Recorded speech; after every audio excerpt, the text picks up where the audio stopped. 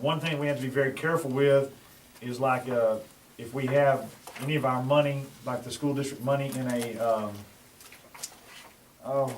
just went blank, credit union, where you actually buy shares in the credit union, or that they're paying you money on for over $2,500, you have to declare that if the district money is in there. So if you own 2,500 shares in the credit union, the district money's in the credit union, you have to declare that you have it in there. It's just to keep fraud kind of out of it, make sure everything's out in the open. We don't have any money in the credit union, so we're not too much trouble. If you've got a lot of money in the Citizens, which is our main depository, we might need to talk a little bit just to see what you got your money into, because you may have to fill something out on that. So it just depends on how much money you got in there at a time. That was BBFA exhibit. There's also a DFBB local.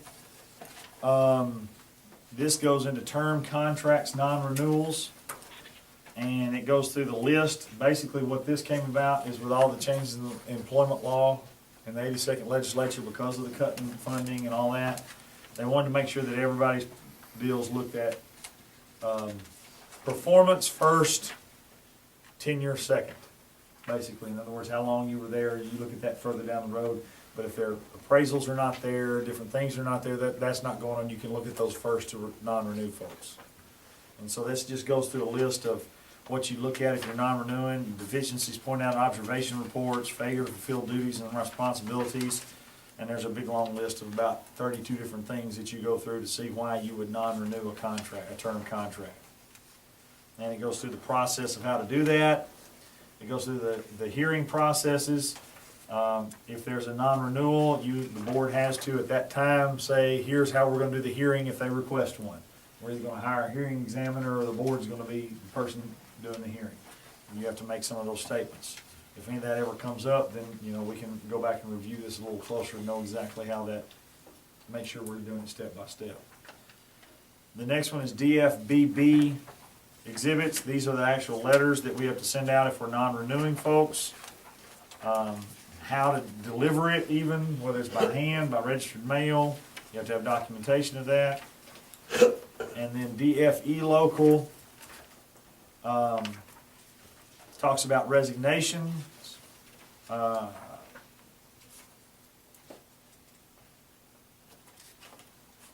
in here, if you want to keep it this way, it says there's two things in here that you want to look at real close. The first one is at-will employees. The superintendent or designee shall be authorized to accept the resignation of an at-will employee at any time. That's non-contract employees. Anyone who is a non-contract employee. The other one is the superintendent or designee shall be authorized to receive a contract employee's resignation effective at the end of the school year or submitted after the last day of the school year and before the penalty-free resignation date. The resignation requires no further action by the district and is accepted upon receipt. That can be changed if the board wants to say that they accept that. Otherwise you may have to wait a month to accept it if it happens right after a board meeting, and then that puts us at a timeline of slowing down trying to get posted and trying to get employees. Normally all of those come through y'all anyway so that y'all have them, and we make a motion on those.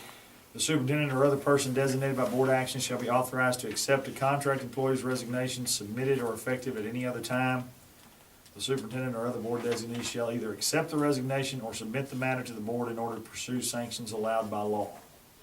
Now, this is a local decision. If y'all want that to go through the board, I need to let TASB know that so that this gets adjusted that way. And I can tell them, this is what we want it to do, and they will adjust it before it goes into policy. Yes, sir. As it is now, the resignations have been coming through the board, is that correct? They have been. And this is saying that they don't have to? This is saying that the board can give that authority to me. Why wouldn't we? Give the authority to me? Yeah. I don't know. I know this. If I have someone who tries to, it's written a lot like the old one. There's not a whole lot of change.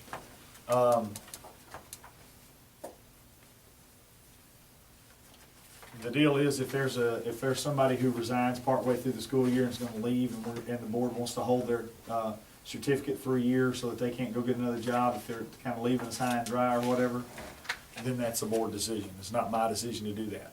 I can accept the resignation, but then for sanctions, the board's got to get hold of that. And that's what it's saying right there. That's basically what it's saying here, yes. Then why would, It says, shall either accept the resignation or submit the matter to the board in order to pursue sanctions allowed by law. So, I mean, that's up to that's a board decision on what you want to do with that one right there. All come down on him.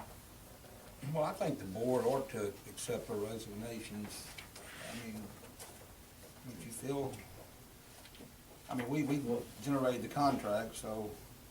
That's In fine. a sense, does it create a problem coming before the board? well, Don, it's accepted. I Don will accepted. bring We it just- to the board every time. It's not like I'm not gonna bring it to you, it's just, they're saying that once they give it to me, if I accept it, I can automatically say, okay, we're gonna start looking for somebody to replace it. exactly, instead of waiting That's 30 what days. happens now. Yes. And the deal is every resignation will come through y'all. Y'all will see the resignations. But you can go ahead and act on it. Exactly. Yeah, we just accept your recommendation. Okay. So if that's okay with y'all, we'll just leave it like that and move on. If we need to change it, y'all let me know what y'all wanna do on that one. The next one is DGBA local.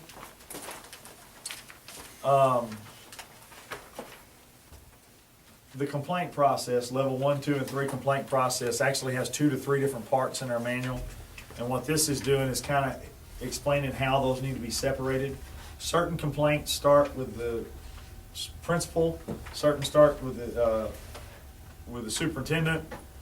Some of them may come directly to the board if it's about the superintendent, and you know, sometimes it may go directly to that point. And basically, this helps kind of clarify some of that.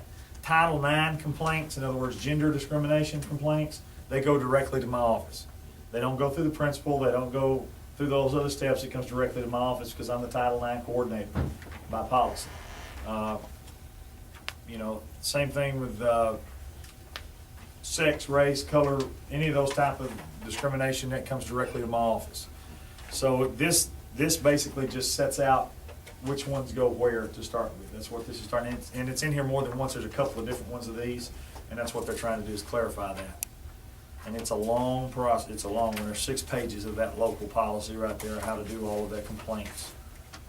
EIE local.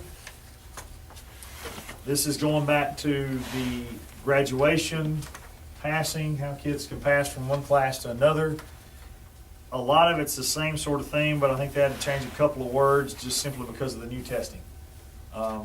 Instead of saying, you know, they've got to pass a certain test, they've got to do all this. It used to say, I think, tax in there or state mandated test or something, and they've changed a couple of words.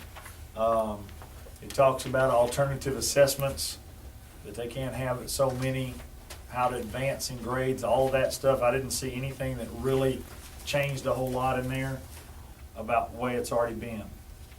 A lot of times it's just clarifying some verbiage and stuff that they've got in there. The next one is FNG local. Again, this is another one of those parent-student complaints, another one of those lining out the complaint process. So we know how that works. Let's see, FNG local is a long one too. And then we get to public complaints with GF local. That's complaints by members of the public shall be filed in accordance with this policy. Complaints concerning instructional material shall be filed in accordance with EFA. That's another policy that they would have to go to. And complaints concerning commissioned peace officer who is an employee of the district shall be filed in accordance with CKE. Not an issue for us right now. It talks about the informal and formal process and any kind of freedom from retaliation. And that's GF local, and that runs for 5 pages. Got plenty of stuff on how to do that. Actually, that runs all the way to the end of it, and that's the last one.